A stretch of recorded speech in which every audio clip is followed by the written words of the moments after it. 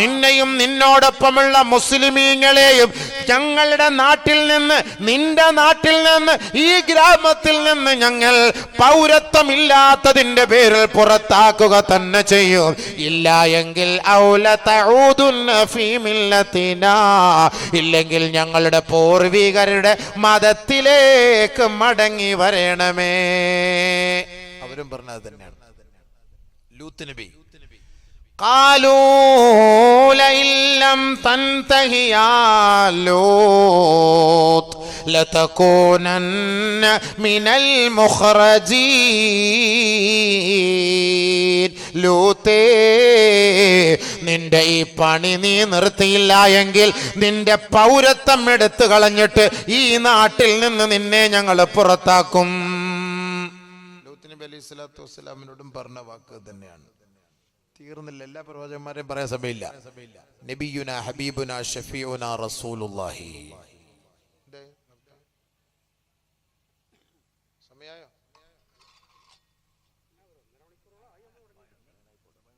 ആ 1.5 മണിക്കൂറോളം ആയി. അപ്പൊ നിർത്താന്ന അർത്ഥം അല്ലേ?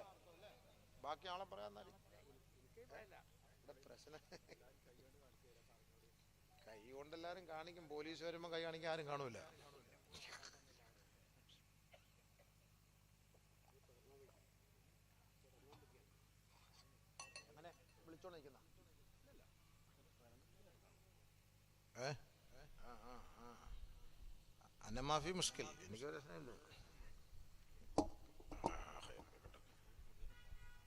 ചൂടൊന്നും കൂടില്ല.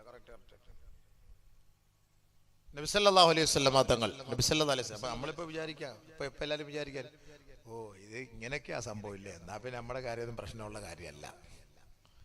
നബീന റസൂലുള്ളാഹി, നമ്മുടെ ഹബീബ് നബിയുന ഷഫീഉന റസൂലുള്ളാഹി സല്ലല്ലാഹു അലൈഹി വസല്ലം തങ്ങളെ കുറിച്ച് എന്താ പറഞ്ഞത്? അല്ലാഹു സുബ്ഹാനഹു തആല നബിതങ്ങളുടെ കൊച്ചാപ്പ നബി സല്ലല്ലാഹു അലൈഹി വസല്ലം തങ്ങളുടെ മൂത്താപ്പ നബി സല്ലല്ലാഹു അലൈഹി വസല്ലം തങ്ങളെയാണ് നബിതങ്ങളുടെ വാപ്പാടെ വഫാത്തിന് ശേഷം സംരക്ഷിച്ചത്. അങ്ങനെ സംരക്ഷിച്ചിട്ട് കൊണ്ടുവന്ന് മക്ക മുശ്രിക്കീങ്ങൾ രഹസ്യമായിട്ടൊരു തീരുമാനമെടുത്തു. രഹസ്യമായിട്ട് പാതിരാത്രി തീരുമാനമെടുക്കാൻ, അങ്ങനെയാണല്ലോ പാതിരാത്രി പെട്ടെന്ന് തീരുമാനമെടുത്ത് ഒപ്പിട്ട് മേടിച്ച് കബൂലാക്കിച്ചത്. ഇതെല്ലാം പോലെ തന്നെ സംഭവിച്ചത്. തീരുമാനം എടുത്തിട്ട് എന്താ പറഞ്ഞതെന്നറിയോ? നബിയെ ഇവിടുന്ന് ഓടിക്കണം, അയാൾക്ക് ഇവിടെ പൗരത്വം കൊടുക്കരുത്, അടിച്ചു വിടണം എന്ന് പറഞ്ഞു. എന്നാലും സ്വന്തം കൊച്ചാപ്പല്ലേ, എങ്ങനെ സഹിക്കുക? എൻ്റെ ജ്യേഷ്ഠൻ്റെ മോനല്ലേ പഠിച്ചവനെ, എങ്ങനെയാണ് അവനെ ഓടിക്കുക? ഓടി വന്നിട്ട് ചോദിക്കുകയാണ്, മോനെ നീ അറിഞ്ഞോ സംഭവം? അറിഞ്ഞു. അതാണ് രസം. കൊച്ചാപ്പ പറയാൻ വന്ന അറിഞ്ഞോന്ന് സംഭവം. കൊച്ചാപ്പ വന്ന് പറയുന്നതിന് മുമ്പേ അള്ളാഹ് അറിയിച്ചിട്ടുണ്ട് സംഭവം. അറിഞ്ഞു. എന്താ? ഇവിടെ ഓടിക്കാൻ പോവാണ്. വൈദ് യംകുറു ബികല്ലദീന കഫറൂ ലിയുസ്ബിതൂക ഔ യഖ്തുലൂക ഔ യുഖ്രിജൂക. ഇവിടെ ഒരു പോയിന്റ് മനസ്സിലാക്കണം. നമ്മുടെ ഈ ഗവൺമെന്റ് നമ്മളോട് എടുത്തിരിക്കുന്ന 3 നിലപാടാണ്. ഒന്ന്, രാജ്യത്തിൽ നിന്ന് നിങ്ങളെ പുറത്താക്കണം, ഇല്ലെങ്കിൽ കോൺസ്റ്റന്റേഷൻ ജയിൽ ഉണ്ടാക്കിയിട്ട് അതിനകത്ത് പാർപ്പിക്കണം, ഇല്ലെങ്കിൽ തട്ടിക്കളയണം. ഈ 3 കാര്യങ്ങളാണ്. ഈ 3 എണ്ണം എടുത്ത നിലപാട് നബിതങ്ങളുടെ മേലാണ്. ഈ 3 നിലപാട് എടുത്ത് നബിതങ്ങൾക്കാണ്. മറ്റവരോടൊക്കെ പുറത്തു പോയിക്കോ അല്ലെങ്കിൽ തിരിച്ചു വന്നോന്ന് പറഞ്ഞത്. ഇത് പുറത്തു വിടാൻ പറ്റിയില്ലെങ്കിൽ, ഓടിച്ചു വിടാൻ പറ്റിയില്ലെങ്കിൽ ജയിലിനകത്ത് ഇട്ട് ഇവരെ ഇടങ്ങേറാക്കണം എന്ന് തീരുമാനിച്ചു. ആരെ? നബിയുന റസൂലുള്ളാഹി തങ്ങളെ. വൈദ് യംകുറു ബികല്ലദീന കഫറൂ ലിയുസ്ബിതൂക ഔ യഖ്തുലൂക ഔ യുഖ്രിജൂക വയംകുറൂന വയംകുറുല്ലാഹ് വല്ലാഹു ഖൈറുൽ മാകിരീൻ. അല്ലാഹു തആല പറഞ്ഞ വാക്ക് നോക്ക്. അല്ലാഹു സുബ്ഹാനഹു വ തആല ഈ ആയത്തിറക്കുകയാ. ഹബീബായ റസൂലുള്ളാഹി തങ്ങളുടെ മേലേക്ക് ഈ ആയത്തിറക്കുകയാണ്. വൈദ് യംകുറു ബികല്ലദീന കഫറൂ അല്ലയോ ഹബീബേ, അല്ലയോ പ്രവാചകരേ, ഇസ്ലാമിന്റെ വിരോധികൾ ഇതാ ഗൂഢതന്ത്രം മെനയുകയാണ്. അവർ രഹസ്യ അജണ്ട ഉണ്ടാക്കുകയാണ്. എന്തിനാണെന്നറിയുമോ പ്രവാചകരെ? ഒന്നുലിയുസ്ബിതൂക,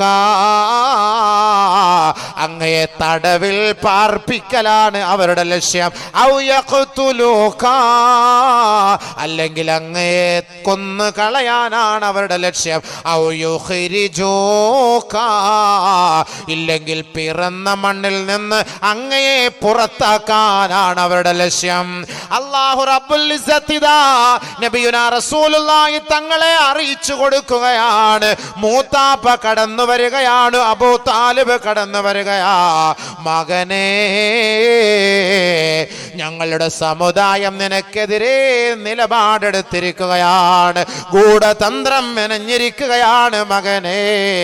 അത് നീ അറിഞ്ഞോ മകനേ? ആദരവായ റസൂലുള്ളാഹി തങ്ങൾ പറഞ്ഞു, ഞാൻ അറിഞ്ഞു ഉപ്പാ, അത് ഞാൻ അറിഞ്ഞു ഉപ്പാ.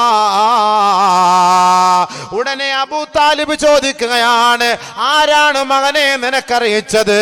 ബഹുമാനപ്പെട്ട നബി തങ്ങൾ പറയുകയാണ്, അഖ്ബറനി റബ്ബി, എൻ്റെ റബ്ബ് എന്നെ അറിയിച്ചിരിക്കുകയാണ് ഉപ്പാ.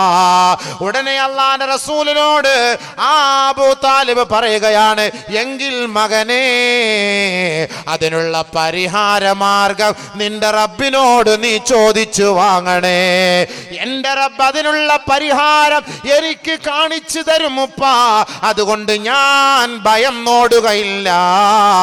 അല്ലാഹുവാണ് അതിന് എന്നോട് കൽപ്പിച്ചതെങ്കിൽ അത് ഏറ്റെടുക്കാൻ ഞാൻ സന്നദ്ധനാണ്. വയം ഖുറൂൻ,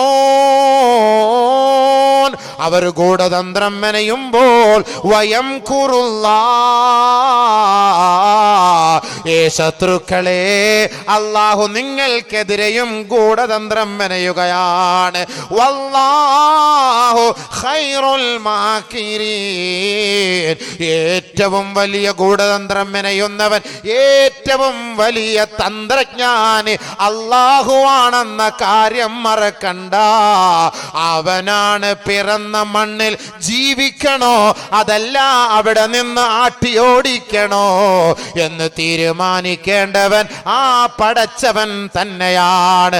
അതുകൊണ്ട് ആദരവായ ഹബീബായ റസൂലുള്ളാഹി തങ്ങളെ അല്ലാഹു റബ്ബുൽ ഇസ്സത്ത് അറിയിക്കുകയാണ്. നബിയുനാ റസൂലുള്ളാഹി തങ്ങൾക്ക് വഹി വരികയാണ്. ആദ്യമായി ജിബ്രീൽ ഗാർ ഹിറായിൽ വന്നപ്പോ അല്ലാഹുവിന്റെ റസൂല് ഭയവിഹ്വലനായി ഖദീജ ബീവിയുടെ മുറിയിലേക്ക് ഓടി വരികയാണ്. ദസിറൂനി സമ്മിലൂനി യാ ഖദീജ. അല്ലാഹുവിന്റെ റസൂൽ വളരെ വിഷമത്തോടെയാണ്, ടെൻഷൻ അടിച്ചാണ് വന്നതെന്ന് മനസ്സിലാക്കിയ ഖദീജ റളിയല്ലാഹു തആല അൻഹ നബിയുനാ റസൂലുള്ളാഹി തങ്ങളെ അവിടെ വിശ്രമിക്കാൻ അനുവദിക്കുകയാണ്. വിശ്രമമെല്ലാം കഴിഞ്ഞിട്ട് അല്ലാഹുവിന്റെ റസൂലിനോട് കാര്യങ്ങൾ അന്വേഷിച്ച് അല്ലാഹുവിന്റെ റസൂലിനോട് ഖദീജ ബീവി പറയുകയാണ്, ഇന്നത്തെ ഈ കാലഘട്ടത്തിൽ ജീവിച്ചിരിക്കുന്ന ഏറ്റവും വലിയ ഒരു മുവഹിദായ പണ്ഡിതനുണ്ട്. ആ പണ്ഡിതനോട് നമുക്ക് പോയൊന്ന് അന്വേഷിക്കാം, എന്താണ് സംഭവിച്ചതെന്ന് നമുക്കൊന്ന് ചോദിക്കാം. അങ്ങനെ ഖദീജ ബീവി റളിയല്ലാഹു അൻഹ നബിയുനാ റസൂലുള്ളാഹി തങ്ങളെയും കൂട്ടിയിട്ട് വറഖത്ത് ബിൻ നൗഫൽ എന്ന് പറയുന്ന പണ്ഡിതന്റെ അരികിലേക്ക് പോവുകയാണ്. ആ പണ്ഡിതൻ നബി തങ്ങളുടെ കാര്യങ്ങൾ ചോദിച്ചറിഞ്ഞ് അല്ലാഹുവിന്റെ റസൂലിന്റെ മുഖത്ത് നോക്കിയിട്ട് പറഞ്ഞു, ഏ മുഹമ്മദേ, നിന്റെ നാട്ടുകാർ പിറന്ന മണ്ണിൽ നിന്ന് നിന്നെ പുറത്താക്കും. പറഞ്ഞ ഒറ്റ വാക്കാണ്. അല്ലാഹുവിന്റെ റസൂൽ അത്ഭുതപ്പെട്ടു പോയി. എന്റെ നാട്ടുകാരോ? അതേ, എന്റെ നാട്ടുകാർ, നിന്റെ നാട്ടുകാർ, നിന്റെ കൂടെ കിടക്കുന്നവർ, നിന്നെ